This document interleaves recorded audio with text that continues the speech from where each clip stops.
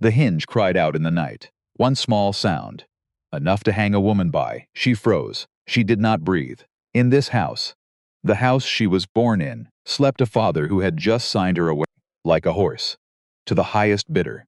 For 6 weeks, she had played the obedient daughter, smiling by day, by night, measuring every stone of the garden wall, counting every pace across the lawn, because a woman about to be sold must learn how to climb. Against her breast, a letter. Come to me. Come at once. Do not write again from that house. She set one foot on the sill. She did not know that a man had been watching her for 6 weeks. She did not know that 2 miles away, on the high road, another man was riding toward her in the dark, a man who carried in his chest 12 years of hatred. For the very name that had just bought her, tonight, she escaped. Or she was finished. The gravel cracked beneath her boot. The loudest sound in all of Yorkshire. The window gave on the 3rd try. Rosalind Ashcombe drew her breath in slow, because the hinge complained in September. It always had. A small cry of iron against iron, high in the throat of the casement. And she could not afford its crying now. She had counted the house, 3 sleepers in the east wing, 1 in the west. A footman in the hall whose chin had been on his chest since the clock struck 4. 6 minutes until it struck again. 6 minutes to be over the sill, down the wisteria, across the south lawn. Before any candle moved behind any pane, the valise waited on the leads outside the window, packed at midnight, set so its brass corner did not catch the slate, 1 hand on the sill, 1 foot on the dressing stool drawn up beneath, and she lifted herself into the night air with the care of a woman who had nursed an invalid for 3 winters, who had learned that everything broken in a house can be heard from any room in it. The wisteria stem was old, thick as her wrist. She knew it to the inch. She had knelt in the border in August, under the pretense of weeding, and run her hand the length of it, while her father sat in his study, his pen scratching out the letter that ended her life, 87 paces from the south door to the boundary wall. She had walked them at midnight, in stockinged feet, counting under her breath. The wall stood 5 feet, mossed on the kitchen garden side, the lane beyond running down to the turnpike, where the York mail stopped for water at 5:20. Nothing on this route had she left to chance. Nothing she had not held in her own 2 hands and weighed, because measurement was the only thing the last 3 years had taught her to trust. Sentiment had not. Hope had not. Her father's word. Certainly not. The cold came up through her gloves where she gripped the stone. The wisteria smelled of late rain, of the iron under the bark of a climber that had grown into the south face of the house for 60 years. She came down hand over hand, careful of the dead canes, careful where the lead flashing met the brick, careful most of all when her boot found the scullery roof, and rang louder than she had allowed for. She froze. Inside, a kettle ticked on the hob, a mouse moved behind the dresser, and no other thing in the world moved at all. 3 breaths. Then 4. Then she was over the parapet, down the trellis, boots on the gravel, valise in her right hand, left hand pressing her bonnet ribbons tight against her throat. Because if the bonnet blew loose in the lane, she would lose 10 minutes the road could not spare. At the gate, she looked back. Once. The window she had climbed from stood open like a mouth surprised mid-word. The curtain caught on the casement bar. That room had been hers since she was 9. Her mother had been buried in May. Her father had signed the betrothal articles in August. He had signed her into marriage with the holder of a note he could not pay. A man she had met 3 times in her life, the last time over a luncheon table, at which he had not once looked at her face, and twice had looked at her hands. 6 weeks. 6 weeks she had played the beautiful daughter, while she measured a wisteria stem and walked a lawn at midnight, while she wrote letters in a borrowed hand to a great-aunt in Bath she had not seen since she was 13, and the great-aunt had written back, an old hand, still firm. Come to me. Come at once. Do not write again from that house. Shewn into her stays was 1 guinea. 4 more in her sleeve. A sealed letter in her breast pocket. Her mother's miniature beside it. That was the whole of what she carried out of the house she had been born in, The bonnet ribbons cut her chin. The valise dragged her shoulder down. She turned her face toward the gate and walked, and the gravel under her feet was the loudest thing in Yorkshire. 2 miles east, where the high road lifts out of the valley toward the moor, a man rode alone in the half-light. Theodore Ravenscar, Duke of Aldermore, had given his carriage and his valet leave to follow at their own pace. He wanted no one beside him for the part of the morning that mattered. 3 days he had spent at his northern holding, settling a quarrel between two tenants over a strip of water meadow neither of them, in justice, owned, and he had ridden out of the bailiff's yard at 3 in the morning, because the conversation he had refused to have at supper would otherwise have resumed at breakfast. Tall, broad through the shoulder, dark-haired, gray-eyed, he was 28, Duke since his father's last winter, 7 years gone, and he had been, since the day before yesterday, the holder of a letter from his cousin, Sir Cassius Ravenscar, which advised that his cousin's domestic affairs were on the point of being settled to everyone's satisfaction, including the Duke's own, which had cost him an hour at his desk.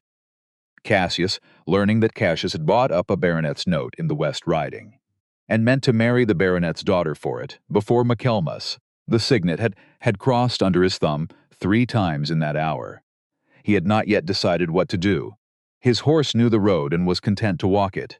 The light was coming up behind them in a way he recognized. A smear of gray above the moor, no rose in it yet. The first thin line of yellow somewhere east. The wind came off the moor at his right. Heather. The last cuttings of bracken. The road lay empty. He turned the matter over as he rode. His cousin's note, and the question his cousin had not put to him in the letter, and would certainly put to him in Bath. In 3 weeks.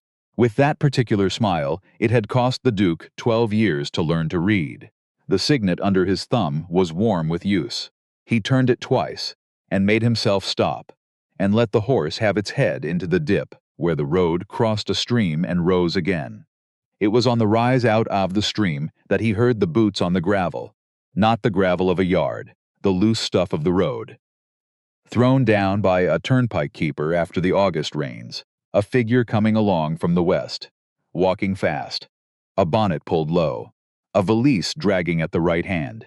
He drew the horse up, a young woman, by the carriage of her shoulders and the speed of her step, and she had not yet seen him.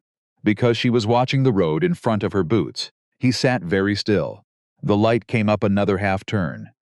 She was within 20 paces of him when she lifted her face, and Silsid saw the horse and the rider, and stopped, and her free hand went out a little from her side, the gesture of a woman who has been measuring distances all night, and has just been asked to measure one more. "I beg your pardon," she said.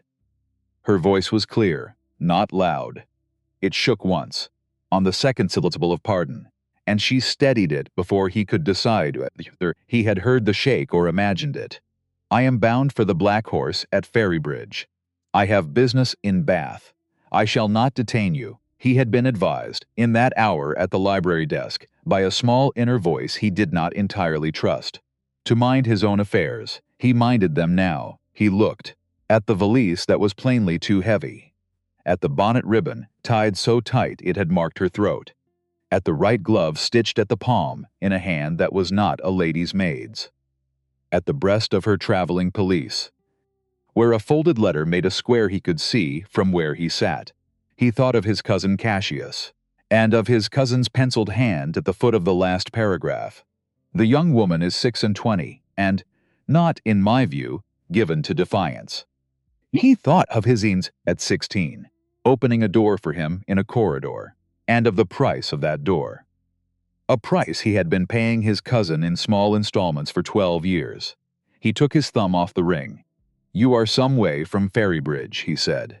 He did not dismount. She would not have liked it if he had. 7 miles. The mail does not stop before 5:30. "May I ask whether you have a guide?" "I have my feet," she said, "and a passable sense of direction. Both excellent, and neither sufficient." She looked at him. The light had risen enough now for him to see her eyes.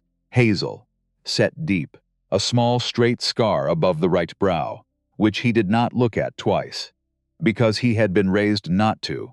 She was beautiful in the way a great aunt of his had once called bird-bone beautiful. The kind of beauty that survives weather. She was not at this moment smiling. "I do not know you, sir," she said. "No, you do not.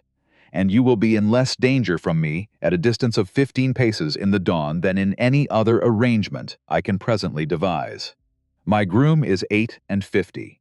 He has been in my family's service since before I was born. He would walk 5 miles barefoot through November, rather than let harm come to a woman in his carriage. If you prefer to refuse, I shall ride ahead and tell the keeper at the Black Horse to expect you on foot." She considered him. He watched her do it. She had a way of dropping her chin a fraction when she made up her mind, the way a clerk holds a quill above a ledger. Before committing to a column, somewhere behind him on the road he could hear it now. The slow, steady wheels of the traveling carriage, 3 miles to the hour, no faster, never slower. "I shall be obliged," she said, "if your groom will take me up. I shall pay him for the inconvenience. My groom does not accept payment for civilities. He will, however, accept a thank you. I am Ravenscar." The name landed in the cold air between them, and she did not flinch. Because she had no reason yet to flinch. "Ashcombe," she said. "Miss Ashcombe, of—" and she stopped, because she had been about to say of this parish, and had remembered halfway through that she was no longer of any such place. "Of Yorkshire," she said instead. "Lately of Yorkshire, Miss Ashcombe," and he tipped his hat, half an inch. Only the gesture a stranger offers a lady on a road at dawn, and turned the horse aside, so she might walk past him toward the carriage already rounding the bend. He watched her go. He had seen enough at penciled note was wrong on its single point of evidence. The young woman was 26, and was given, evidently, to defiance. The groom pulled the carriage up on the level. He was a stout, plain Yorkshireman of an age that did not look like an age. 60 by birth, 40 by face. Eternal by manner, his name was Bartholomew. He had been the Duke's groom, since the Duke had been a child small enough to require lifting on and off a pony. One look at Miss Ashcombe, one look at the valise, one look at his master, without his master having spoken a syllable, and he was down off the box and folding the carriage step before she reached him. "Ma'am," he said, "up you go. Mind the step." The offside spring took a knock at Weatherby, and I've not had it seen to. "There you are. Mind your bonnet. The seat won't bite you. The seat opposite will, but only if you provoke it. Where am I taking you?" "The Black Horse at Ferrybridge." "Ferrybridge," said Bartholomew, "is no further than my master's breakfast. And breakfast is at the gatehouse at 6. We'll have you there well before the mail." He shut the door, climbed the box, and clicked the pair into motion without further consultation. The carriage moved off. The Duke rode at its side at a walk, his eyes on the road, not on the window. Inside, Rosalind Ashcombe sat upright on the forward seat, the valise gripped between her knees. She had not let go of the handle. The window faced south, the direction in which her father would, in 3 or 4 hours, wake and ring for his coffee, and a maid would go up and find the curtain caught on the casement bar, and the bed unslept. She turned her eyes from it, and looked instead at the inside of the carriage, the way she looked at everything, which was, to take its measure, dark green velvet, worn at the corners, the smell of leather and beeswax, and the faint cedar of sheavings laid against moths. A panel by her right elbow, painted over so many times the heraldry beneath, had become only a shape, a chevron, perhaps, sunk under the dark green like something drowned. She had told him Ashcombe of Yorkshire. He had told her Ravenscar. The bargain of the dawn was that neither was obliged to say more. She did not believe in it. She had spent too long taking the measure of her own life to trust a bargain made in the dark. But the believing of it but carried her through the first 3 miles. And that was all she required. At 5:15 they came over the rise above Ferrybridge. The village lay below in its bowl. The bridge over the river smoking in the dawn cold. The inn-yard of the Black Horse already lit. 2 ostlers crossing it with lanterns. The Duke leaned in at the window. "Hat in hand, Miss Ashcombe." We shall be in the yard in 5 minutes. Will you allow my groom to go in for your ticket? It is, forgive me, a small civility, but it spares you standing at the booking clerk's desk under your own name. She had not thought of that. She felt her face register the fact, and set her jaw against the registering. Before he could see it, he saw it anyway. He did not remark on it. I shall be obliged, she said. The name of Mrs. Harrington of Otley will serve. My great-aunt in Bath will be expecting it on the parcels, Mrs. Harrington of Otley. It shall be done. He paused. May I beg a single piece of information before Bartholomew goes in? You may ask. He let his eyes rest half a second on the strap of her valise, where the leather had cracked at the buckle. The gentleman whose name you are not this morning prepared to bear. Does he know you are bound for Bath, or does he believe you still at home? She looked at him through the window. The light caught his face. Gray eyes set wide, a straight nose with a faint mark across the bridge, as if it had been broken at school. A mouth set in the line of a man not asking for his own amusement. The signet on his right hand moved a quarter turn. He stopped it. He believes, she said, that I am still at home. He will know otherwise by 10. Then you have until 10. It is enough. I am obliged for the candor, Miss Ashcombe. He drew his head back, gave a brief word to Bartholomew, and rode on into the inn-yard at the side of the chariot. He did not look back at her window. She, having no one to be observed by, watched his back as the chariot rolled into the yard. Bartholomew handed her down at the inn door, with the same matter-of-fact authority with which he had handed her up. He left her in the keeping of the parlor-maid, a girl who asked no questions, because Bartholomew had spoken to her first. He returned in 3 minutes, with a paper ticket from the booking clerk and an inquiry from the Duke, whether Mrs. Harrington of Otley would consent to a hot breakfast in the small parlor before the mail came on at 5:20. She would. She was led through to a small parlor, where a fire had been kindled and a tray already stood on the table.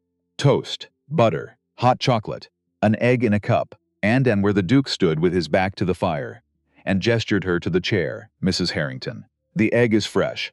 The chocolate is from a tin Bartholomew keeps against just such emergencies. The toast is, I regret, the kitchen's responsibility, not mine. Will you sit? She sat. She had not eaten since 6 the evening before. She had not been able to eat at the supper table, where her father had read aloud the announcement Sir Cassius meant to send to the Bath Chronicle, and the smell of the chocolate was suddenly the only thing in the room. She picked up the cup. She drank. She picked up the toast. You are kind, she said. I am unable this morning to be as gracious as I should like. You are quite gracious enough. He did not sit. He stood with his back to the fire, arms folded, watching the door rather than her, if I may, while you eat. The mail to York leaves in 10 minutes. The through coach to Bath does not run today. You will lose a day at Doncaster. I have business in the south this week. I shall go down today by my own carriage, at a steady pace, and reach Bath on Friday. If you would accept a seat in the chariot, as far as Lady Beatrice Thornswood's house in the Royal Crescent. Yes, I know the lady. She was my mother's cousin. You would be there sooner, and not required to give your name to a booking clerk. I shall ride. Bartholomew will drive. Refuse if you wish. The mail leaves in 10 minutes. She set the toast down. She looked at him a long moment. She thought of her great-aunt's hand. Come to me, come at once. Do not write again from that house, and of the chariot. Not a posting chaise. A private one, of the heavy, old-fashioned make, and of the signet, which he turned with his thumb. When he was thinking, Mr. Ravenscar, I do not know you. I have spent the last 6 weeks learning that a name is not in itself a recommendation. Will you tell me, without flourish, why you are taking the trouble? He uncrossed his arms, set his hands at his back, looked at her very straight, and in the silence she heard the kitchen door open at the back of the inn, and the parlor maid laugh at something an ostler had said. Then he gave her, with no flourish, the single sentence he had owed himself since that he first saw her on the road. Because the gentleman whose name you are not this morning prepared to bear, he said, is my cousin. And because I have owed him, For 12 years. A debt I am no longer willing to pay. The mail came in at 5:18. She heard the guard's horn from the road, and the rattle of wheels under the inn gate, and the ostlers calling to each other in the yard. She had eaten the egg. She had drunk the chocolate. She had not, since he spoke that sentence, lifted her eyes from the table. Now she lifted them. "Mr. Ravenscar," she said, "you are not a mister." He set his cup down on the small table at the window, and did not look away from her. "No," he said, "I am not. You are the Duke of Aldermore." He inclined his head. "I am." She set her napkin beside her plate, not quite carefully enough. The linen caught the corner of the egg cup and turned it a quarter rotation. She set the cup straight with the second finger of her right hand. "And was it a coincidence," she said, "that put you on the Great North Road at 4 in the morning? A week before your cousin meant to put me in his carriage? It was not, in the larger sense, a coincidence. I had been north to consider whether I could prevent him. I had not, in 3 days, found the means." He paused. "Your wisteria appears to have furnished it." "My wisteria? I beg your pardon. I have no manner of right to that observation. The wisteria is your business. You have," she said, and there was the faintest flicker at one corner of her mouth. Not a smile. But the place a smile would have stood, if she had been any less tired. "No manner of right to anything you have done this morning, Your Grace. And you have done it anyway." She turned the corner of her glove between thumb and forefinger. "I shall ride to Bath in the chariot. I am obliged. You owe me nothing.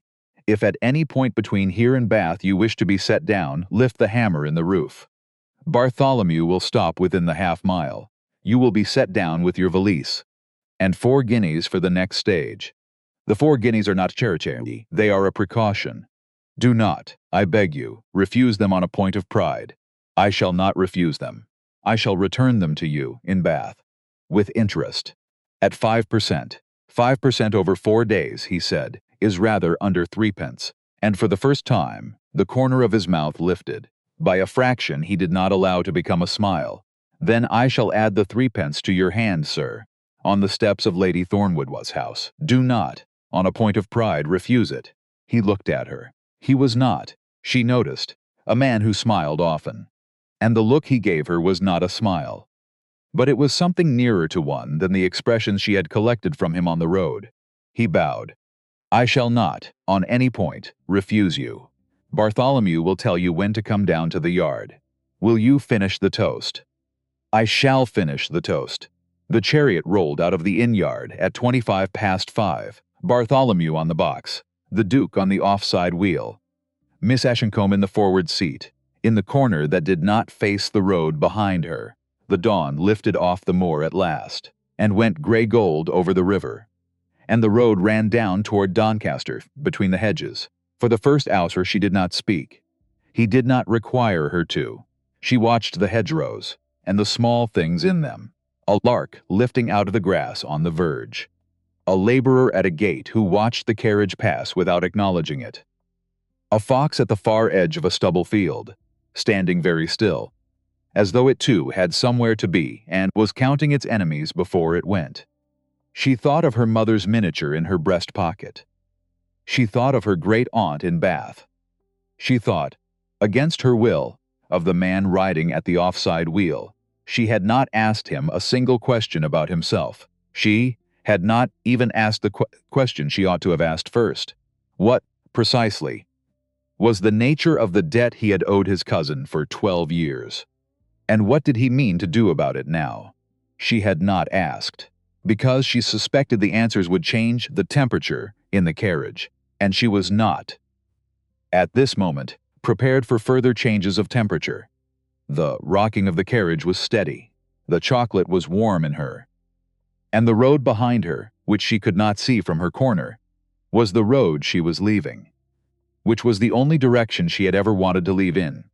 Somewhere in the second hour, her eyes closed. She did not decide to let them.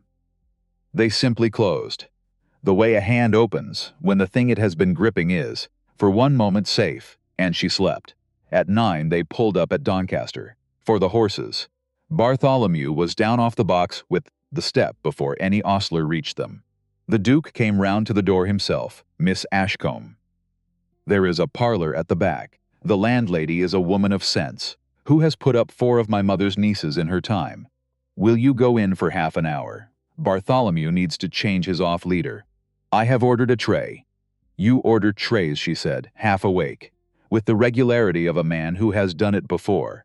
I order trays. Because the alternative is conversation in inn-yards. And I have not your Grace's pardon. The conversation for an inn-yard at 9 in the morning. The corner of her mouth lifted. At your Grace's pardon. The precise self-mockery of a duke calling his own slip by his own title. And she did not let it lift further. She went into the parlor. She drank tea. She came out again. And it was as the chariot moved off at 9:45.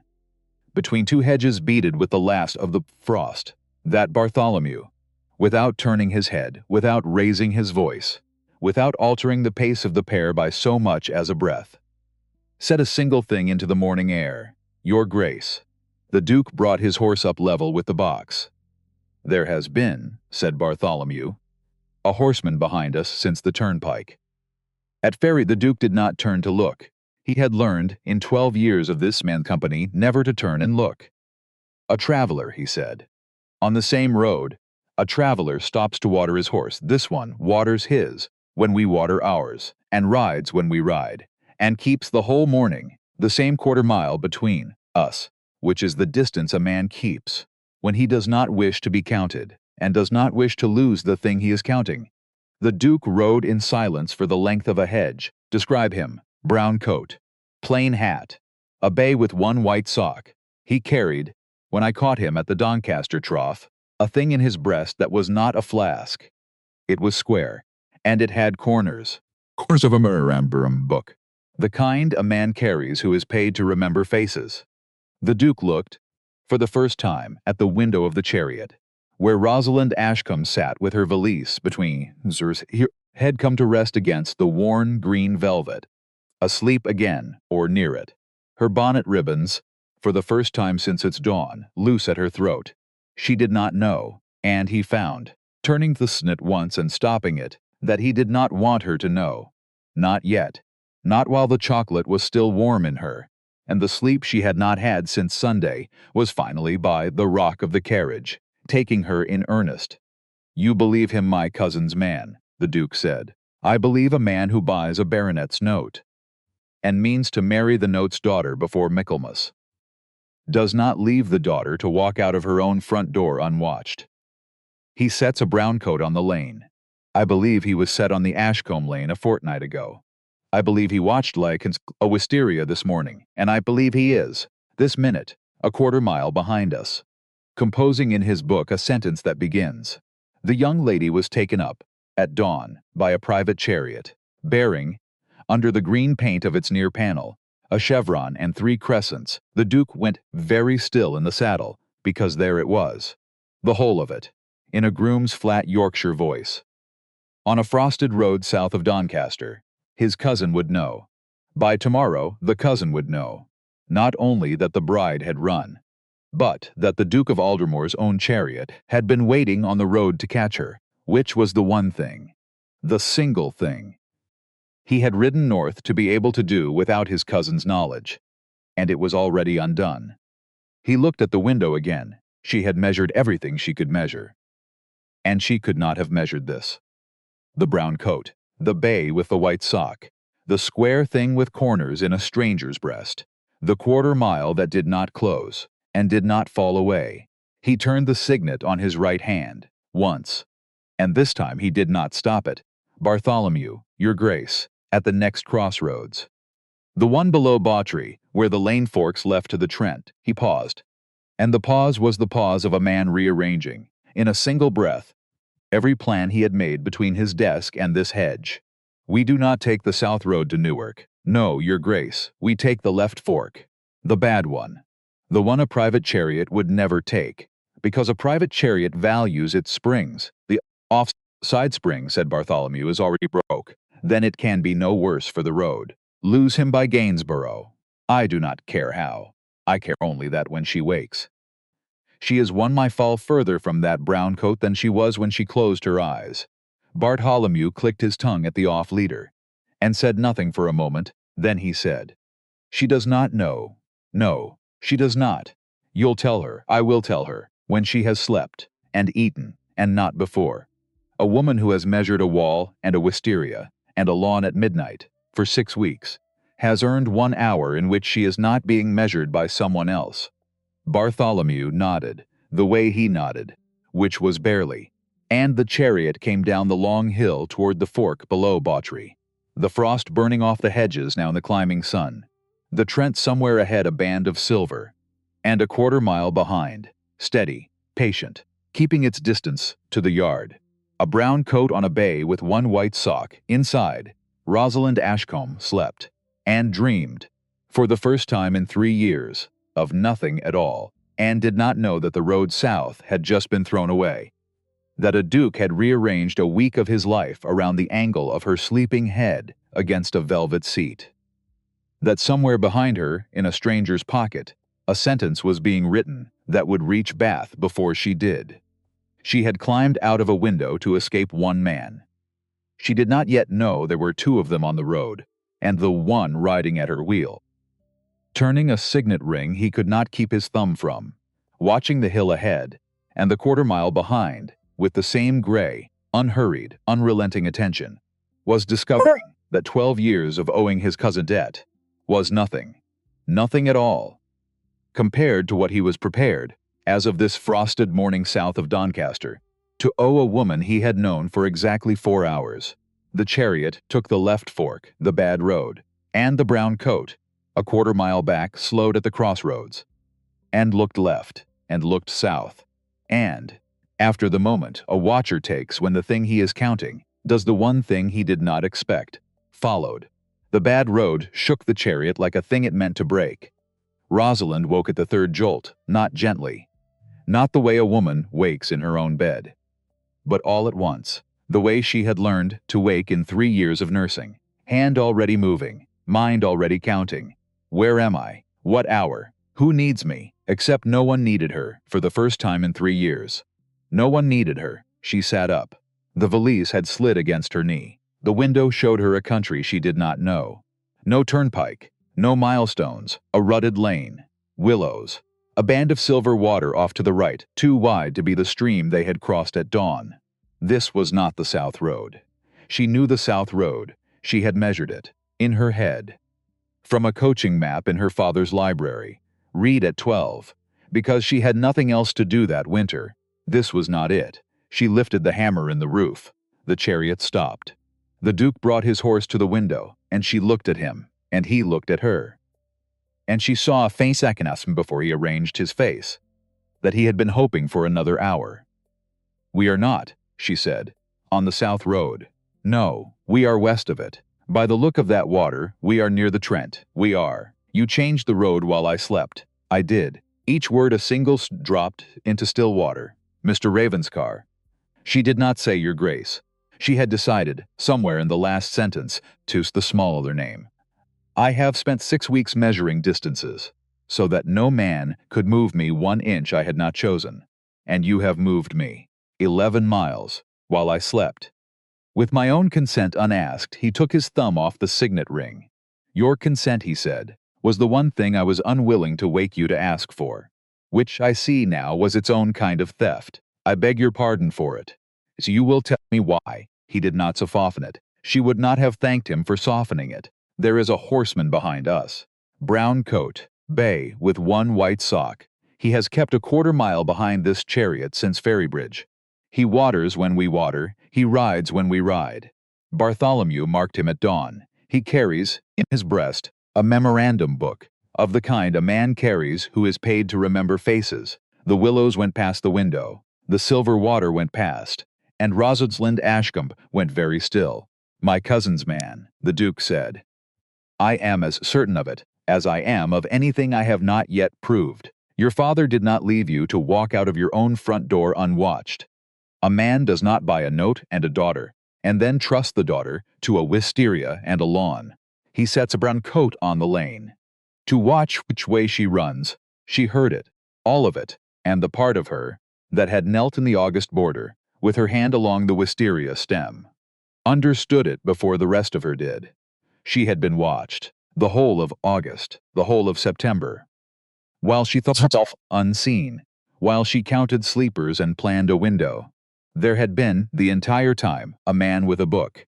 The humiliation of it came up her throat like cold water because she had been so careful, because careful had been the only thing she had, and it had not been enough. It had never, once, been enough. "How long?" she said, and her voice did not shake. She made sure of it. "How long have you known?" Bartholomew marked him at dawn, confirmed him at Doncaster, told me south of it. "An hour passed while I slept, while you slept, and you did not wake me." He was quiet a moment. The horse shifted under him. "You had measured everything you could measure," he said, "and you could not have measured this. I judge that a woman who has not slept since Sunday, and who has earned, by her own courage, 1 hour in which no one is measuring her, might have that hour. Before I handed her a thing she could do nothing about from inside a moving carriage. If I was wrong, I am sorry for it. I have been wrong before. About most things. For most of my life. I am trying, this week, to be wrong about fewer of them, and there it was again, that thing he did, where the joke and the wound arrived in the same breath, and she could not tell which one he had meant. She looked out at the silver water. Where does this road go? To Gainsborough, by a route his bay will hate. The lane forks 4 times before the bridge, and floods at 2 of the fords. Bartholomew means to lose him at the second one, after which we cut back east. To Newark. We sleep tonight at Witham Common, where my name will get us rooms, and his brown coat will not. You have planned all this. In an hour. I have planned all this in an hour. It is not, I confess, my usual pace. I am, by temperament and by family report, a slow creature. I have been informed of it, at length, by aunts. The corner of her mouth moved against her will, and she pressed it flat. "Drive on," she said. "Lose him." The Duke inclined his head, and gave the word to Bartholomew, and the chariot lurched back into the ruts, and the willows began again to go past, and Rosalind sat with her valise between her knees, and understood that the bargain of the dawn had changed. She had gotten his carriage to be carried. She was, now, being defended, and she did not yet know which frightened her more. They lost him at the second ford. She saw it happen, or saw the shape of it. Bartholomew took the chariot through water to the axle, slow, steady, reading the bottom of the ford with the wheels the way another man reads a letter, and on the far bank he turned not east, as the road wanted, but down a drover's track between 2 flooded meadows, where no chariot in its right mind would go. The brown coat came to the ford, and stopped, because a man on a single bay, with a memorandum book to keep dry, does not take his horse to the girth in cold September water on a guess. He stopped, he looked across. And Rosalind, watching through the small rear glass she was not, by the seating, meant to be able to reach, saw him take the square thing from his breast, and write in it, and close it, and turn the bay's head back the way he had come. To find a bridge, to find a road, to find, by tonight or tomorrow, the place a private chariot bearing a chevron and 3 crescents had gone to ground. But not today. Today, they had lost him. She let out a breath she had not known she was holding, and found the Duke had brought his horse up to the window, and was watching her face. Not the ford, not the brown coat, her face. That, she said, was very neatly done. That, he said, was entirely Bartholomew. I merely sat on a horse and looked expensive. It is the one thing dukes are reliably good for, and she laughed. It came out of her before she could stop it. A short, half-painful sound, the laugh of a woman who had not laughed since May, and it surprised her, and it surprised him. She saw it surprise him, saw the gray eyes change, by a fraction, the way the light over the moor had changed at dawn. No rose in it yet, but the promise of rose. "Forgive me," she said, and pressed her mouth flat again. I had forgotten the sound it makes. He did not forgive her. He did something better. He looked away, out at the drowned meadows, and gave her the privacy to put her face back in order, without his watching her do it. And she sat in the corner of the carriage, with the laugh still warm in her chest, and thought that in 3 years of being needed by everyone and seen by no one, not one person had ever given her that. The simple mercy of looking away. She did not have a name for what that was. She suspected she would not like the name when she found it. They reached Newark after dark. The Duke, who had ridden since 3 that morning, dismounted at the inn, sent the horse on with Bartholomew, and took, for the first time, the seat opposite hers inside the chariot. "I shall ride again tomorrow," he said. "I do not, in general, ride inside. I am told the conversation is the better for it. Whether it will today justify the report is a matter on which I cannot presently undertake to speak." She had her hands folded over the valise. She did not quite know what to do with a man in the opposite seat who proposed to be conversational. She decided the simplest course was to be conversational back. "The chevron," she said. "Under the paint. Bartholomew's watcher named it. 3 crescents." The Duke looked at the panel, then at her, argent, on a chevron sable, 3 crescents or. "It has not been picked out in 3 reigns. The chariot belonged to my grandfather. My father had it painted over when he succeeded. I have not had the heart to have it picked out again, nor the philosophy to have it stripped. The result is, at present, the worst of both choices. 3 crescents," she said. "My father had a book of heraldry. I read it at 12. For the 3 crusades the second Earl did not attend. The Duke said he did not attend them, because he was prevented by gout. The crescents are aspirational. The motto is Bene promisum solvitur bene, a promise well made is well discharged, which has been the family curse for some 400 years, it seems," she said. "An honorable curse." He looked at the floor between them a beat before he answered. "It is the curse of any family that has not learned to refuse a promise at the outset. We are, as a clan, very good at paying, and very poor at declining. My cousin Cassius has made an art of accepting promises from Ravenscars." The carriage took a jolt. The valise shifted. She steadied it. "Will you tell me," she said, without flourish, "the nature of the promise you have owed him for 12 years? He did not answer at once. He looked out the window, the dark fields, a hawthorn hedge, and when he spoke, his voice was the voice of a man reading a clause from a ledger he had read often enough to know by heart. "I was 16. I was at school. I had borrowed a horse without permission and ridden it lame. The man whose horse it was bit at school with my father, and would have written to him. And my father, 3 months in a sickbed, would have read the letter as the last thing in his life. He died 6 weeks later. Cassius, 3 years my elder. Settled the matter with a bank draft drawn on a Ravenscar account he had no authority over. He produced it for me to sign. I signed. The man was paid. My father was spared. The 140 guineas were never the debt. What was the debt? That Cassius had spared my father a piece of news. In the last 6 weeks of his life, that debt was made by Cassius, paid by Cassius, and rendered, from that day, irretrievable in coin." There was a pause. His glance crossed her face and returned to the window. "For 12 years, he said, Cassius has, by reference to that incident, in terms that never quite name it, secured from me whatever indulgence he required. I have signed papers I should not have signed. I have refused to look at his ledgers when, as holder of his trust under our grandfather's will, I had every right to demand them. Last week I learned from an old steward that he had bought your father's note at 6 shillings on the pound, from a creditor in Leeds, and had your father sign articles of betrothal in injunction for cancellation, and assured me, in a private letter, that the daughter was 26, and not given to defiance." He stopped. "I came north to find a means of preventing it. I had not, in 3 days, found one. She watched it, the dark fields go by. You appear," he said, "to have prevented it without my assistance." "I have not," she said quietly, "yet prevented anything. I have put 87 paces between myself and his settlement, and 87 paces will not in themselves hold. They will hold," he said, "until Bath. After that, they will require more than your great aunt." At Witham Common the Duke set out, for the first time, the 2 roads, not on a map, across a small table. By the fire, in a private parlor where a pensioned housekeeper had been roused at 11 to wait on Miss Ashcombe. The first road was Chancery. A suit, to break the articles on the ground that they had been procured by undue pressure on a man her father, in his present state, undoubtedly was.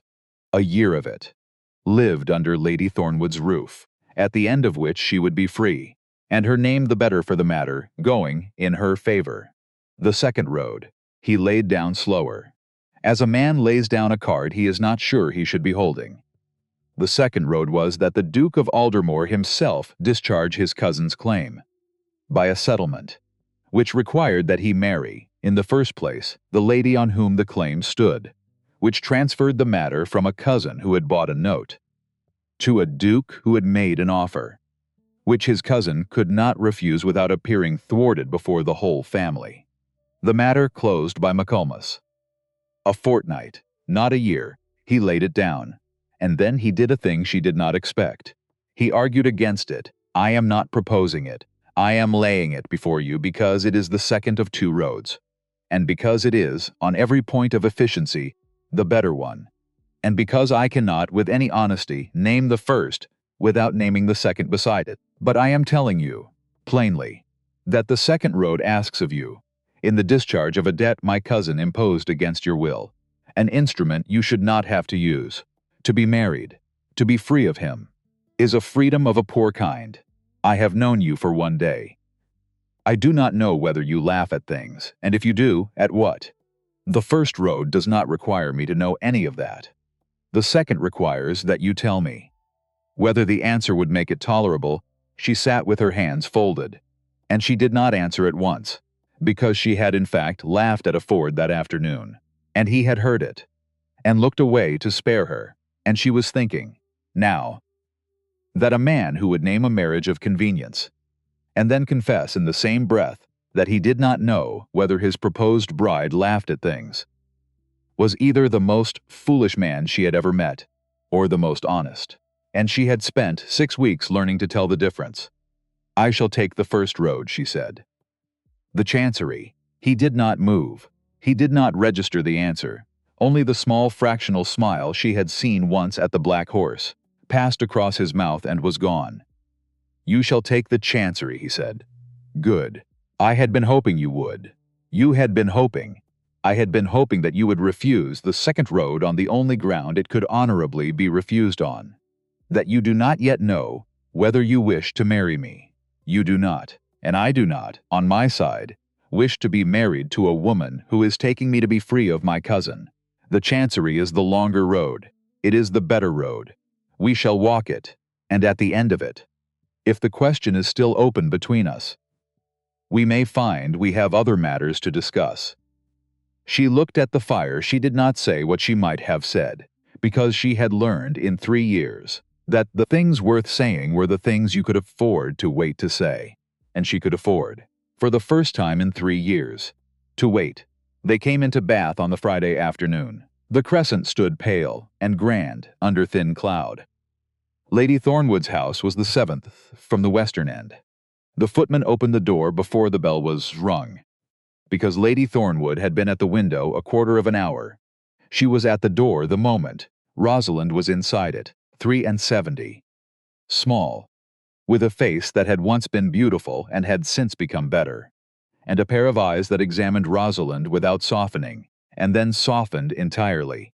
She took her great-niece's face between 2 thin, gloved hands, turned it half an inch to the lamp, looked again, then she said, in the dry tone of a Bath dowager who had waited 6 years for this interview and was not going to waste it on weeping, you have your mother's chin, and none of her sense, child. But the chin will serve. Aldermore, come in, before the neighbors see you and form opinions. The neighbors in this crescent form opinions, in a manner I find embarrassing on the dead's behalf. The first week Bath did not know what to make of her. Lady Thornwood took her into the pump room on the 4th morning, presented her as a great niece come for the autumn, ran up 3 gowns in 3 days, a green merino, a saffron silk, a deep indigo, and let the polite world draw its own conclusions. And the polite world drew several, none of them the one Sir Cassius would have preferred. The autumn moved. The season filled, and the Duke, who had business in the south that was never quite finished, found that the business kept him in Bath. He came to the pump room. He came to the card tables.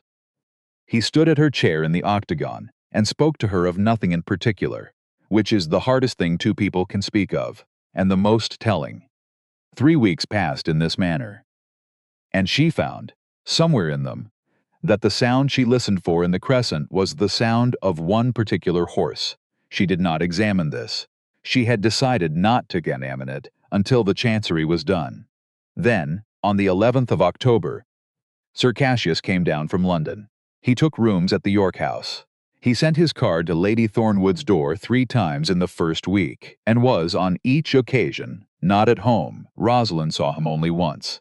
Across the pump room, a beautiful man. His cousin had not lied about the family looks. He stood at the doorway of the octagon and watched, across 2 rows of card tables, the Duke at her chair, and drummed 2 fingers twice against the lintel, and went out into Milsom Street. That night the Browncoats report bore its fruit. A letter to the editor of the Bath Chronicle, setting out the existence of an article of betrothal, signed by a baronet of the West Riding, and noting that the lady named therein was residing under the roof of a great-aunt, whose hospitality his cousin the Duke appeared to find unusually congenial. The letter was not published. The editor had an arrangement with Lady Thornwood, and sent it on by his clerk, and Lady Thornwood passed it to Mrs. Fairley. The solicitor's widow she kept in Bristol for exactly such purposes, who lifted her chin a 1/4 inch and filed it, as evidence of attempted public injury to a litigant whose case was before the court. 3 more letters came in the next 5 days. Each was filed. None was published. And Sir Cassius, who knew when an avenue had been closed against him, stopped sending letters, which was, Mrs. Fairley observed, the most dangerous thing he had done yet. A man who keeps writing, she said, is a man still arguing his case. A man who stops is a man who has decided to do something he does not wish written down. It was on the parade, near the steps that go down to the river, that Rosalind saw the thing she was not meant to see. She was coming back from the milliner's. Mrs. Lane behind her with the parcels, and through the iron railings of the small private garden behind the York House.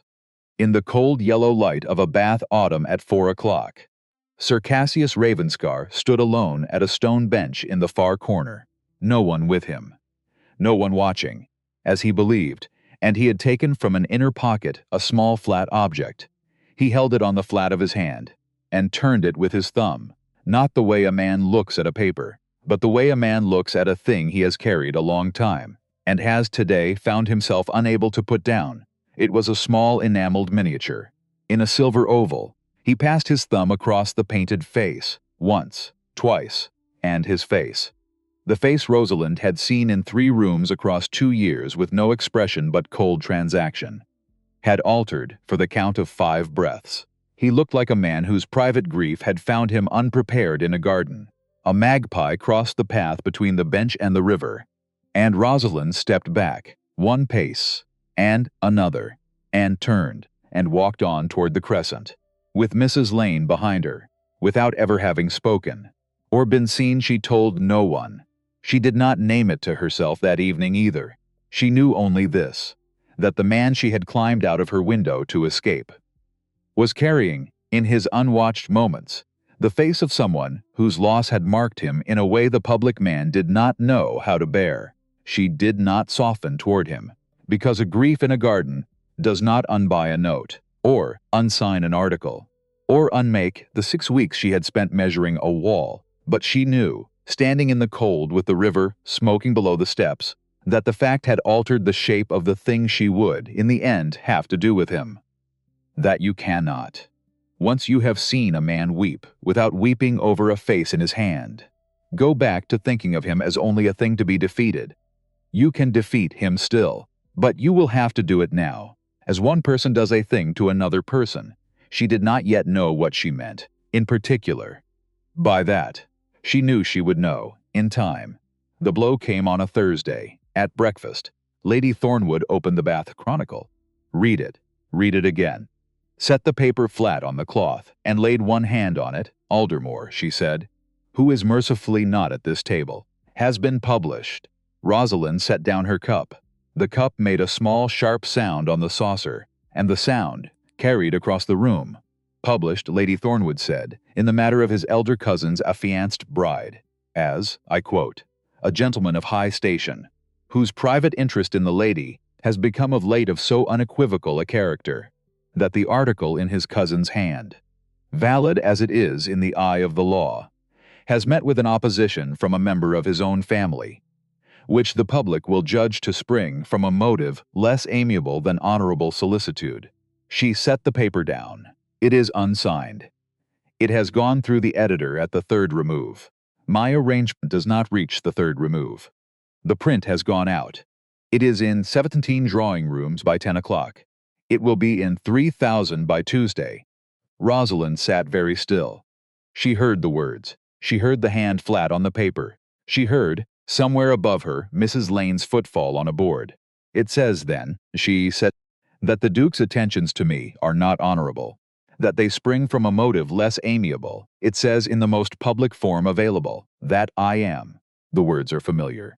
A season's diversion, it says, in effect.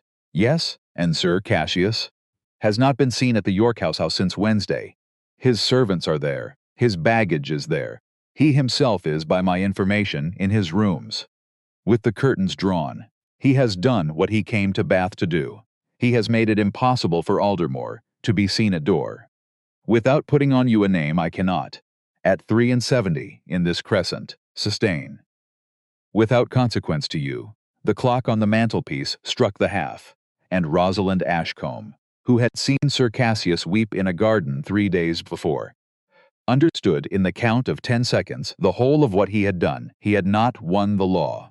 The law was Mrs. Fairlie's, and Mrs. Fairlie was winning it. So he had done the other thing, the thing a man does when he has stopped writing letters. He had not aimed at her, or at the Duke, or at the case.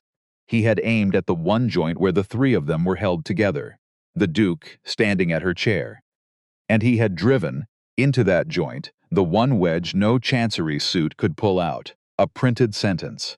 In 3,000 drawing rooms by Tuesday, the Duke could not now stand by her name, without proving the sentence true. He had made the Duke's love for her into the instrument of her ruin, which was, she saw it now, with a clarity that was almost admiration and was certainly grief. Exactly what he had done to the Duke at 16. Take the thing a Ravenscar loved most, and turn it into a debt. Where is Theo? She said, and did not notice, until it was out of her mouth, that she had used his name at the Christopher. Lady Thornwood said, his breakfast not yet taken in. He has not read the paper. He will, by 10 minutes past 9, have read it.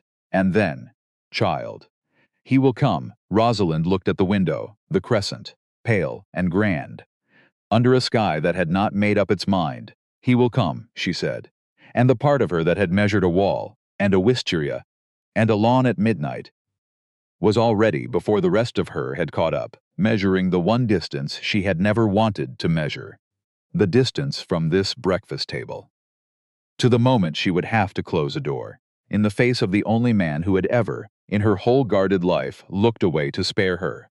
He will come, she said again, quietly, to the window, to no one, and he will not be admitted. She wrote the note before he could come, because if he came first, she would not be able to do it.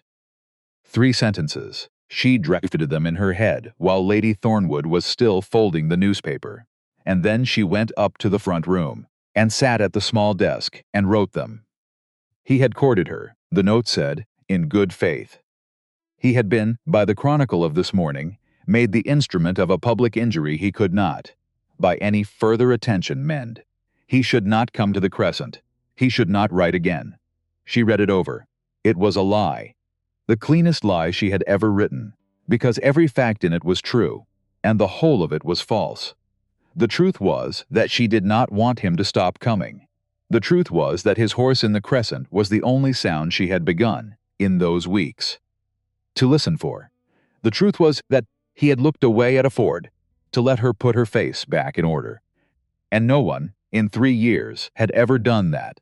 And the truth was that none of it could be allowed to matter, because he was a duke, and she was a printed sentence, and every hour he stood at her chair, he proved the sentence with his own body. He could not save her by staying. He could only save her by going, and he would not go, unless she made him. So she made him. She sealed the note. She set it on the hall table. Mrs. Lane took it across the crescent to the Christopher, and then Rosalind Ashcombe went and stood at the back window, the one that did not face the crescent, so that she would not, with her own eyes, watch the door he was not going to be admitted through.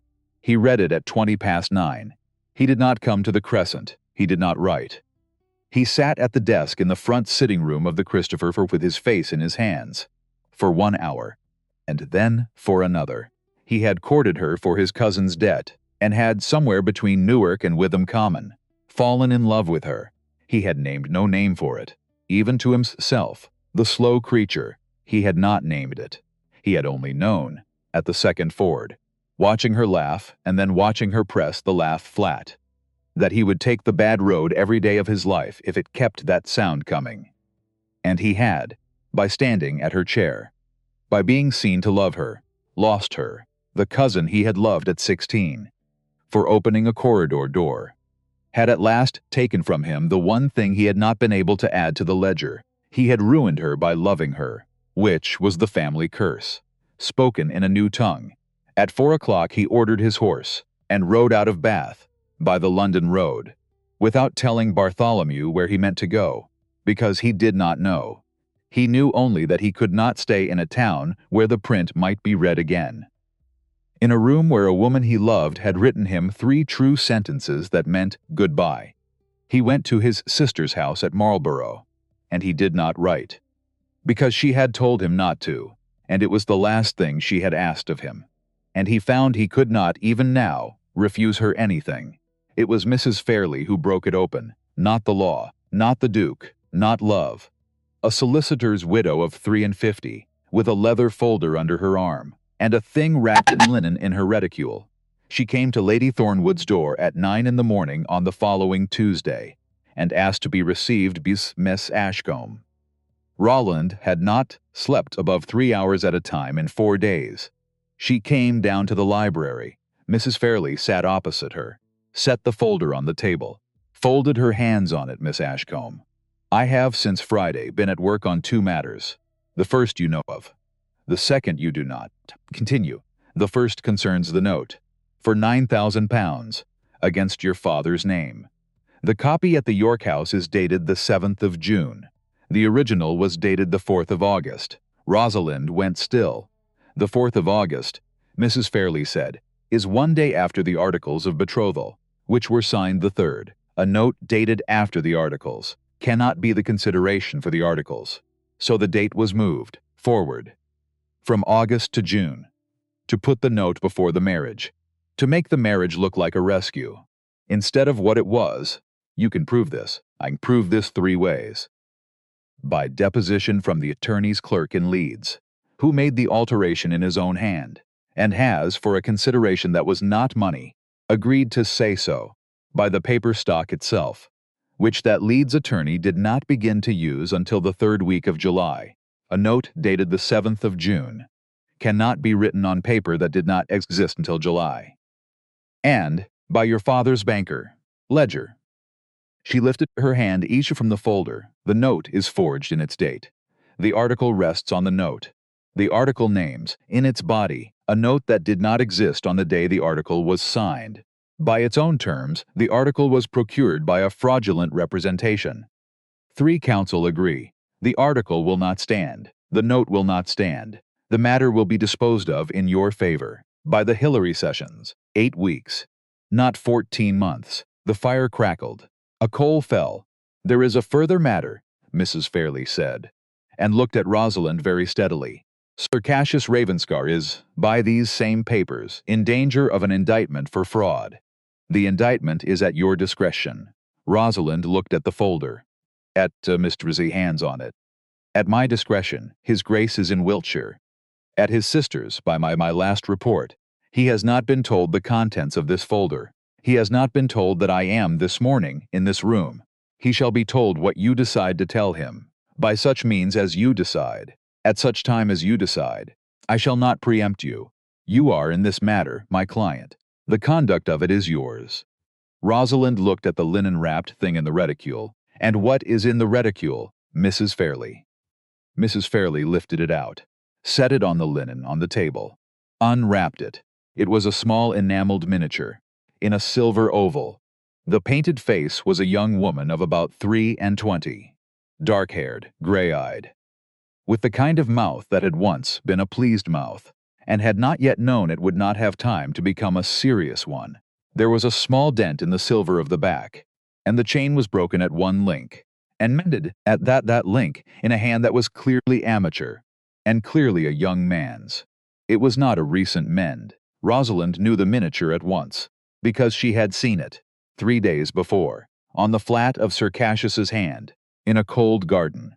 At 4 o'clock this, Mrs. Fairley said quietly, was found yesterday at the York House, by a chambermaid, the niece of my own woman, on the floor under Sir Cassius's bed. She brought it to my chambers at 6 this morning.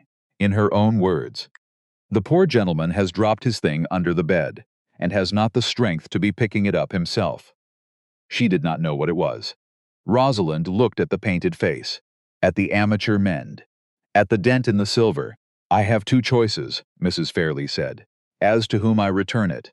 I may send it back to him, by my clerk, or I may send it, by the same clerk, to the only other person who has, by your own account, seen what the miniature is to him. The choice is yours, Miss Ashcombe." The fire shifted. Rosalind Ashcombe understood that she was being handed 2 weapons in the same morning, a forged note, with which she could break a man, and a dead woman's face, with which she could break him further, and that the person who decided what to do with both was not Mrs. Fairley, and was not the Duke in Wiltshire, who did not even know, and was not the law. It was her. For the first time since she had climbed out of a window in the dark, the whole of it, every door, was in her own hand.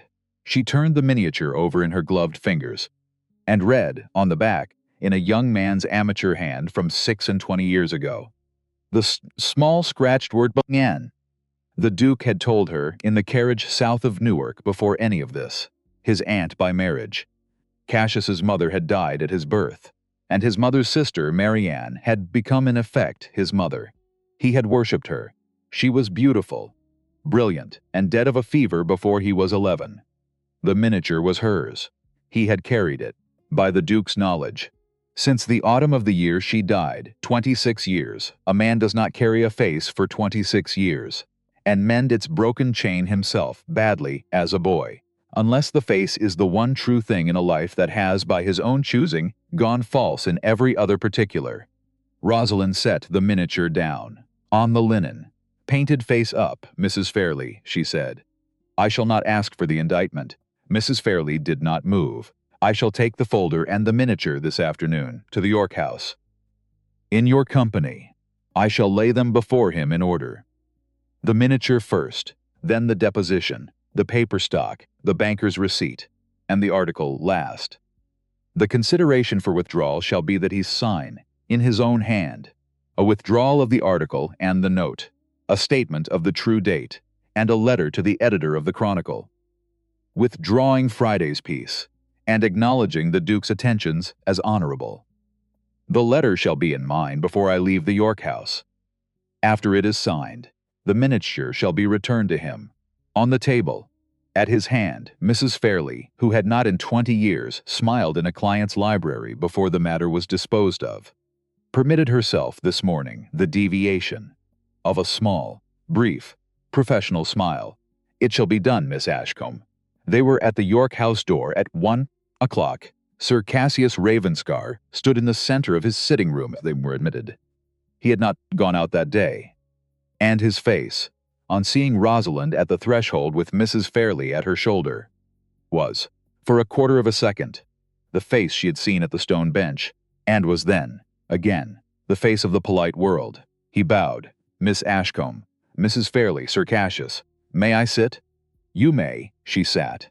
Mrs. Fairley remained standing. She set the leather folder on the small table between Rosalind's chair and his. and laid the linen beside it, and did not unwrap it. He sat opposite. Rosalind unwrapped the linen herself. She lifted the miniature on the flat of her gloved hand, and set it, painted face up, on the table, where his hand could reach it. But did not reach for it, Sir Cassius, she said quietly. This was, by yesterday's report, on the floor under your bed. A chambermaid found it. She did not know what it was. He did not speak. His face, which she had seen whiten on no occasion, did not whiten now. It steadied. It steadied the way the face of a man steadies when he is finally permitted to set down a weight he has carried 26 years. He looked at the miniature, then he looked at her, and he did not pick it up. Continue, he said. She continued. She laid out the deposition. She laid out the sample of the Leeds attorney's paper stock dated July. She laid out the banker's receipt. She laid out the certified copy of the article. She did not accuse him. She described Mrs. Fairley, consulted by a glance, supplied the 4 place names, the 3 dates, the 1 street in Leeds, with the calm of a clerk reading a list, and when she had laid out the last of it, Rosalind folded her hands and waited. Miss Ashcombe, he said. His voice was even. I shall, with your leave. Right, you shall. He rose, crossed to his own writing desk, sat, drew a sheet toward him, and wrote in his own hand 3 documents, in the order she had named: the withdrawal of the article and the note, the statement of the true date, the letter to the editor. He did not hesitate at any. Signed, each. Dated, each. Sanded, each. He brought out the originals from an inner cupboard, the article, the note, and laid all 5 papers on the table between them. He sat down. Miss Ashcombe, he said, I beg your pardon for what I have done in Bath these 3 weeks, and for what I did in Yorkshire these 3 months. I shall not, in this lifetime, ask either pardon to be granted. I ask only that you take what is on the table, and go from this room with the matter finished. I am, by every reckoning the polite world shall make of me, by Friday, a man whose name is ruined. I am also a man who, 26 years ago, ought to have laid the miniature down, on a table, at someone's hand, and asked them to carry the half of it. I shall take the mail to Dover this evening. I shall not ask for the miniature. The fire shifted. Rosalind looked at the small enameled face, at the amateur mend, at the dent in the silver. She looked at his right hand, laid flat on the table beside it, which had not, at any moment of his speech, moved toward it, and she thought of all the things she could say. She had the forged note in her hand. She had the indictment in her gift. She had, on the table before her, the proof that this man had tried to sell her, like a strip of water meadow. Neither party owned she could break him completely, and no one in England would say she had done wrong, except she had seen him 3 days before in a garden, turning a dead woman's face in his hand, like a boy who had never been taught what to do with grief, except his mother had died at his birth, and the woman who became his mother had died before he was 11, and he had mended a chain, badly, with his own boy's hands, and carried it, for 26 years, through every false thing he ever did, and she knew, the way she knew the depth of a ford by the wheels, that a man who can be broken further is not a man you have to break, Sir Cassius, she said.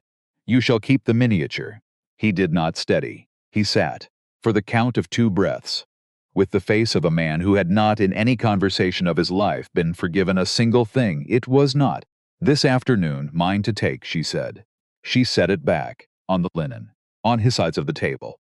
Within reach of his hand, it was an artifact of the conversation. It is. This evening. Yours again. He did not pick it up. He did not need to. He had not, at any moment, taken his eyes from her face, and he inclined his head, very slowly, the way a man inclines his head who has, for the first time in his life, been required by another person's plain decency to inhabit his own. And the small, careful gesture was, in him, the whole of the apology she had not asked for and had not required. The 4 documents went out of the York house at 2:20, in the hand of Mrs. Fairley's clerk. The print of the next morning carried the editor's correction on the front column. Sir Cassius Ravenscar took the mail to Dover that evening, sailed for the Low Countries on the Friday, and did not return to England in the lifetimes of any of the 3 persons who had been in that sitting room. Rosalind walked back to the Crescent with Mrs. Fairley and did not speak. She reached the door at 3. Lady Thornwood was at the door. Rosalind put the original article and the original note into her great aunt's hand, kissed her on the cheek, and went up to the front room. She lay down on the bed in her traveling pelisse. With her boots still on, she slept 11 hours. She woke at 2 in the morning, lit her own candle from the embers, and sat at the small desk by the window.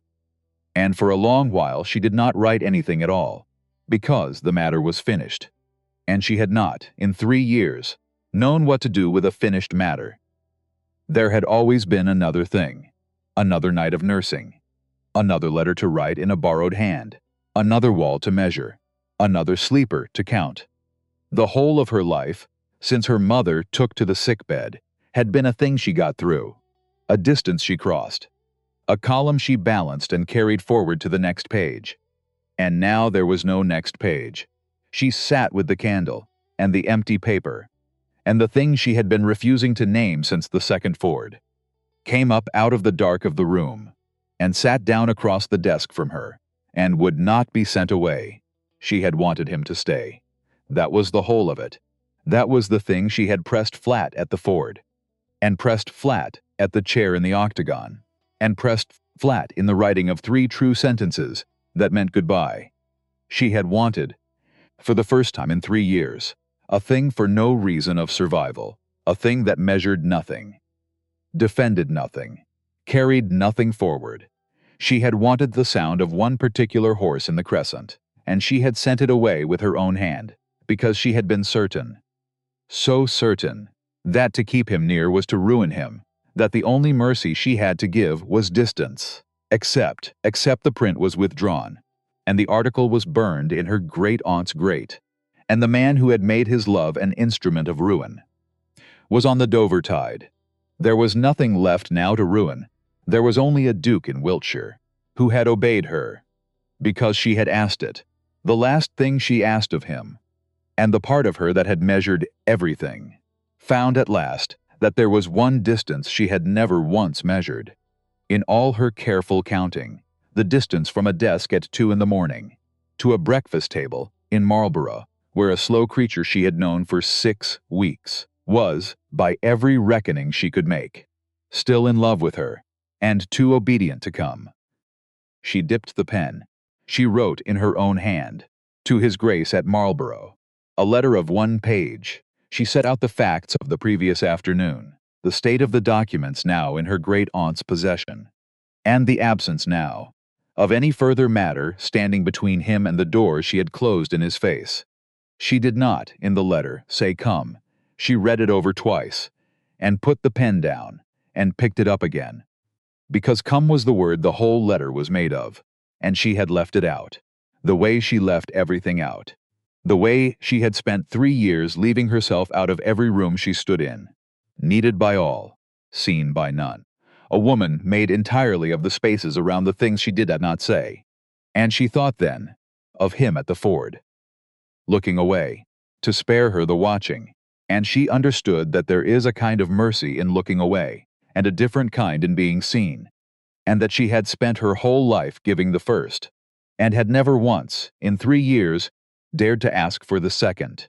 She turned the page over, and at the foot of it, below her name, she added a single line, in a hand that did not for once measure the size of its own letters before it made them. Theo. The horse. I find I listen for it still. Come, if you should like to be listened for. She sealed it before she could read it again. She set it on the hall table for the morning post, and went back to bed, and lay in the dark, and did not sleep. Not because she was afraid he would not come, but because, for the first time since she was 9 years old in a room that had been hers, she had said the thing, and there was no taking it back, and the not taking it back was a feeling so unfamiliar that her body did not know whether to call it terror or joy. It was, she decided, somewhere near dawn, both. It was, she thought, very likely always both. He read it at his sister's breakfast table, in Marlborough, at 1 o'clock the following day. He read it once. For the facts, He read it twice. For the line at the bottom, his sister, watching from the other end of the table, said afterward that she had seen her brother receive the news of their father's death, and the news of 3 lawsuits, and the news of a flood that took a season's hay, and had never, on any of those occasions, seen his face do the thing it did over a single page of a woman's hand. "What is it?" she said. He did not answer. He set the letter down, stood, and said to the room, in the voice of a man reading a verdict that has gone, against all his expectation in his favor, "I am required. In Bath, you have not finished your coffee." "No," he said, "I have not." And he was on his horse by 1:30. He changed horses twice on the Bath road. He rode through the afternoon, and the evening, and into the dark, and the whole of the ride he turned no signet ring, because both his hands were on the reins. And his mind, for once in 12 years, was not in any ledger.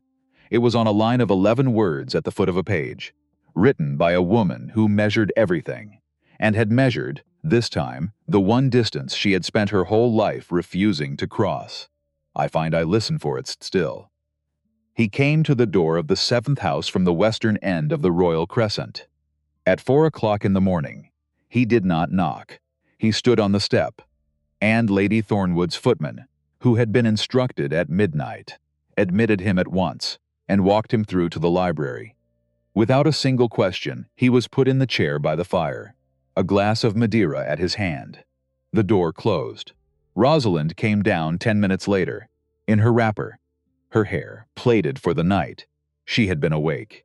She had been waiting, not in the sense of staying up, in the sense of knowing he would come, and being ready when he did. She closed the door behind her, and crossed the room. He had stood up when she entered. She stopped a pace from him. "Theo," she said. She did not look away, Rosalind. "I have been, for 4 days, a fool." "You have been," she said, "the thing I needed you to be, which was, far away, so that the print could not feed on you. I closed the door, Theo. You did not lose me. I set you outside it, with my own hand." "You set me outside it," he said, "because you would not let me be the means by which you became, in print, the thing you climbed out of a window to escape. I have not, in this lifetime, been loved by anyone. In the way you closed that door, she found she could not, for a moment, speak, so she spoke around it. You wrote me no letter, she said. You forbade me to write, and you obeyed. A duke, obeyed. I am, by family report, a slow creature. I am also, I find, the most obedient, to exactly one person, whom I met 6 weeks ago, walking the wrong way. At dawn the corner of her mouth moved. And this time, she said, I shall not marry you to be free of your cousin. Your cousin is, by yesterday's tide, in Holland. I have no need of you. For freedom, I have done the freedom myself, with a forged note, and a dead woman's face, and 4 days without sleep, I know. Twice. It is the finest piece of work I have ever held in my hand, and I have held in my time a great many ledgers. So I shall not marry you for that. No, I shall marry you, she said, in my own time, by my own consent, on a date I name, to a man with whom I should like to spend 40 years, rebuilding a parterre, which is, by your own account, built badly. He went very still.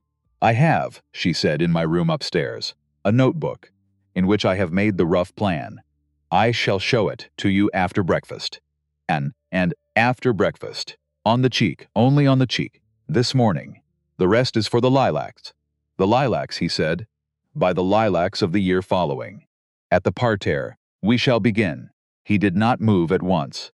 Then he crossed the half-pace between them, and laid his right hand, very lightly, against the side of her face, and kissed her, on the cheek, only on the cheek, exactly where she had said, and kept his hand there, for the count of 3 breaths, and lowered it, and stood back. Rosalind Ashcombe, he said, you are the only person I have not, in 12 years, been able to put into the ledger of my cousin's debt. You shall not, in the next 12, be put into any ledger of mine. You shall be, by the Lilacs, Ravenscar, and we shall, at the parterre, begin, by the lilacs, she said.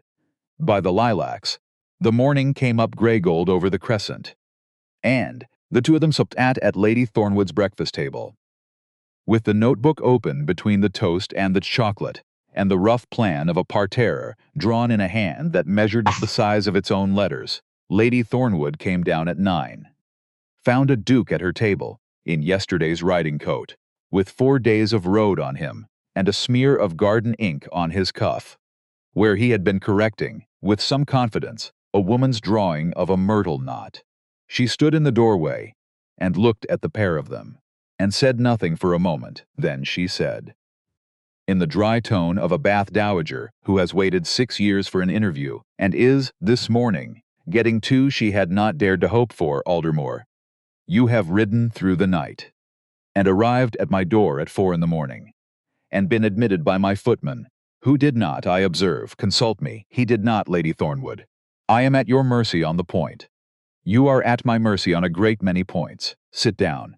You are not, I think, going anywhere. I am not. Good. She took her chair, unfolded her napkin, looked at the notebook, looked at the ink on his cuff, looked, last and longest, at her great niece, who was, this morning, doing a thing Lady Thornwood had not seen her do in the whole of the autumn. She was, very quietly, and without any apparent reason, smiling. I shall say one thing, said Lady Thornwood, and then I shall have my chocolate, and the 2 of you may go back to your shrubbery. She had lifted her cup. Your mother, child, had every sense but one. She could measure anything. A household, a quarter's accounts, a man's intentions across a ballroom. She could measure all of it to the inch, and she never in her life once asked to be measured back. She gave, and was loved by everyone, and known by no one, and went into the ground in May, with the whole of herself still folded up inside her. Like a letter she never posted. She drank. I had begun to fear you were her daughter, in that too. She set the cup down. I am glad, this morning, to be proven a foolish old woman. It is, at 73, my favorite thing to be proven. The Chancery suit was discontinued in the 2nd week of November.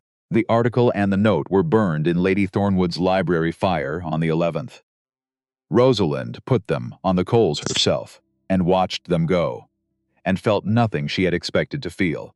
No triumph, no relief even, only the strange lightness of a hand that has the head down, at last, a thing it has carried so long that the carrying had become of the hand's own shape. She stood by the grate until the last corner of the article was gone, and then she did a thing she had not done since May. She wept, not for the note, not for the marriage she had escaped, but for the 3 years before it, for the girl who had measured a wall at midnight, because measuring was the only love she had been taught to give, for the mother who had gone into the ground with the whole of herself still folded up inside her. She wept for perhaps 4 minutes, and the Duke, who had come quietly into the library and seen what was happening at the grate, did the thing he had done at the ford. He looked away. He stood at the window, with his back to her, and his eyes on the crescent, and he gave her the room, and the fire, and the 4 minutes, to be, for once in 3 years, unwatched in her grief. And when she had finished, and dried her face, and turned, he was still at the window, still looking out, and he said, without turning, as though they had been, the whole time, in the middle of some other conversation entirely, the myrtle knot, in your plan. You have it set too far from the steps, by, I should say, 4 feet. A person standing at the center will not be able to see the lilac border over the box, which is, I take it, the entire point of standing there. And she laughed, through the last of the tears, the way she had laughed at the ford. 4 feet, she said, 4 feet. Possibly 5. I shall measure it when we are home. And she understood, standing by the cold grate with her face still wet, that he had given her, in one breath, both kinds of mercy at once. He had looked away to spare her the watching. And then he had told her, without once making her say a word about it, that he had seen the whole of it, and was not going anywhere. It was, she thought, the most that one person had ever, in her whole guarded life, managed to say to her without saying any of it. The standing timber on the South Plantation was sold in December, and the smaller note discharged, so that her father was not, in the last winter of his life, put out of his own house. She went north to him at Christmas. He did not, by then, know her for his daughter most days. The mind that had scratched out the letter ending her life had by some mercy or some cruelty she could not decide between.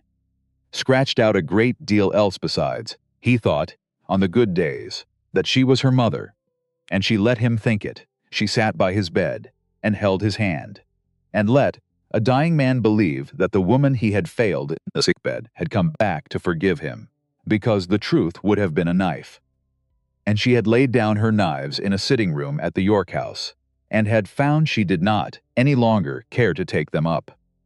The Duke came north for the last week of January. He did not announce himself as a duke. He came as a man who had married into the family, or was about to. He sat with the old man in the afternoons, and talked to him of water meadows and drainage and the price of timber, which were the only subjects the failing mind still reliably held. And on the 2nd of February, near the end, the old man looked up at him, with a brief, terrible clarity, and said, "You will look after her, the girl. She measures everything. Did you know? She thinks no one sees her doing it, I know," the Duke said.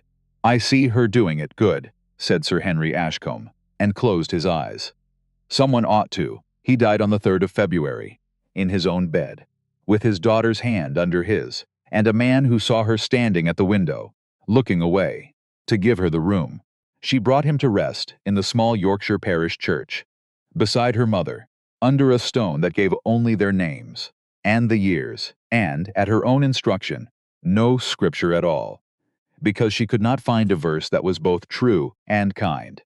And she had decided, somewhere in that autumn, never again to choose the one at the cost of the other. She returned to Bath on the 10th. The house was sold in March, under the entail. The proceeds she gave, by Mrs. Fairlie's hand, to the parish school of the village, whose vicar had taught her, as a child, the only Latin she ever properly knew, and whose schoolroom had a south window, through which, she remembered, the wisteria of the churchyard wall could be seen in May. She kept nothing of the house, except the miniature of her mother, which had ridden in her breast pocket out of a window in the dark, and had been, through the whole of that autumn, the one thing she never once thought to use as a weapon. She set it, when she came home to Aldermore, on the small desk in the room that looked south over the parterre, so that her mother, who had measured everything and been seen by no one, could look out every morning at a garden being built by a daughter who had at last been both. The Lilacs of Aldermore came out that year in the 3rd week of May, 8 of them, 4 white, 4 mauve, planted in the south border, where the Duke's grandfather had set them. In the year of the King's recovery, beneath them, the old parterre had been lifted in April and rebuilt to her plan, with the myrtle knot moved, as he had said, the necessary 4 feet toward the steps, pale stone beds, lavender and rosemary and sage, a central knot of clipped myrtle, and 4 corner urns of asters, which would bloom late in the year. The same fierce purple as Lady Thornwood's October garden. They were married in the chapel on the 23rd of May. Lady Beatrice Thornwood gave the bride away, which, she observed dryly to the footman afterward, was entirely the wrong verb. As she had at no point in the morning surrendered anything, Mrs. Fairlie attended, in a gown the color of a closed case. Bartholomew attended, in a coat so new it creaked, and stood at the back, and watched his master marry the woman he had taken up on a road at dawn, with the expression of a man who had known, the whole time, how the matter would end, and had been too well-bred to say so. The housekeeper stood beside him, in her best black, with a small, considering pleasure she did not undertake to explain. After the service they walked, the 2 of them, by the south terrace, and down 4 shallow steps to the new parterre, and stood at the center of the new myrtle knot, where the gravel of the cross paths met, and looked up at the lilac border, in full bloom. 4 white, 4 mauve, the air heavy with them, and from the center of the knot, moved its necessary 4 feet. The whole of the lilac border was visible over the box. She had not known, until she stood there, that he had been right about the 4 feet. She found she was glad to have been wrong. She found, in fact, that she was learning to be glad of it. By degrees. The way one learns any difficult and worthwhile thing. He set his hand on the gatepost at the foot of the steps. She set her hand on his. "Tomorrow," she said. Take me into the kitchen garden. The housekeeper tells me the wisteria on the south face of the offices is 60 years old. And no one has measured it since 1804. He looked at her. He smiled, the small fractional smile he had given her at the Black's horse, and again at the second ford, and again in the library at 4 in the morning, and his thumb, for the first time since she had met him, did not move toward the signet ring. Rosalind Ravenscar, he said. I shall measure it with me, she said. Not for me. Not while I sleep. Not 11 feet of it without my consent. With me, hand over hand. Both of us counting. Out loud, he agreed. So that each of us hears the other's number. And neither of us, ever again, has to measure anything alone. She looked up at the lilacs, and thought of a window that had given on the third try, and 87 paces across a lawn, at midnight, and a wall she had measured with no one to tell the number to. A whole life spent counting in the dark, under her breath, so that no one would hear, and no one would see, and no one would ever come. And here, now, at the center of a myrtle knot moved 4 feet toward the steps, was a man who proposed to count beside her. Out loud, it was, she thought, the entire difference between the two halves of her life, the whole of it, in one small change of preposition, not for, with. A thrush in the next field finished its song, and she rested her hand on the gatepost, above his. And the gatepost, under their joined hands, was warm with the May sun. By the wisteria, she said. By the wisteria, he said, and laughed, and she laughed with him. For no reason of survival, for no distance to be crossed, for nothing she had to carry forward to the next page. She laughed because she was happy, and because for the first time in her life, there was someone standing close enough to hear it, and because he did not, this time, look away.